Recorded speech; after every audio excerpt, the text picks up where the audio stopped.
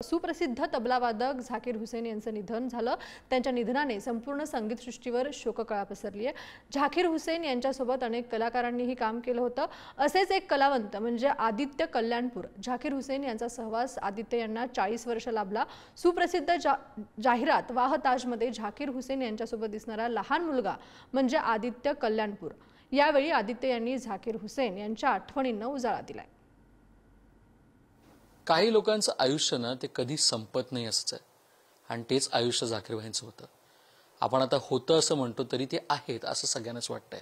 त्यांचा सहवास लाभलेले अनेक लोक आपल्याला भेटलेत, पण त्यांचा सहवास लाभून त्यांच्या सहवासामुळे अनेक गोष्टी ज्या घडल्या आहेत ते आदित्य सरांकडे। आदित्य सर माझ्यासोबत आहेत। सर, एकंदर पाहिलं तर कालपासून आम्हा चाहता लोकांना जसं वाटत होतं त्याच्यापेक्षा कैक पटीने तुम्हाला दुःख झालं असेल।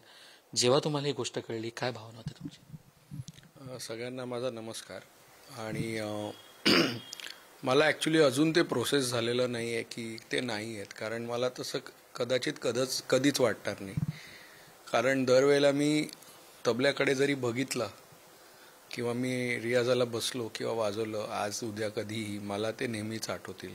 त्यांचे वडील माझे गुरु उस्ताद अल्लारा काकासाहेब दोघेही माझे गुरु होते आणि मी आज पण त्यांना म्हणजे त्यांच्या वडिलांना पण आज मी मिस करतो।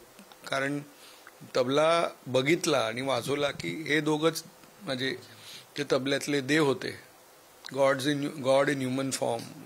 आणि आय वुड से की देवांनी काही लोकांना इकडे पाठवलंय काही मिशनसाठी, मेसेंजर्स जे म्हणतात किंवा फरिश्ते म्हणतात उर्दूत, तर हे त्याच्यासाठीच आले होते आणि एवढं इन्स्पायर करून सगळ्या जगाला गेलेत म्युझिकली आणि even as people. And apart from Bing great musicians they were also great human बिंग्स। So मला अजून हे प्रोसेस होत नाही आणि कदाचित होणारही नाही। खूप खूप धन्यवाद। आमच्याशी तुम्ही या दिवसांमध्ये एवढं इमोशनल असताना सुद्धा आमच्याशी तुम्ही शेअर केलात।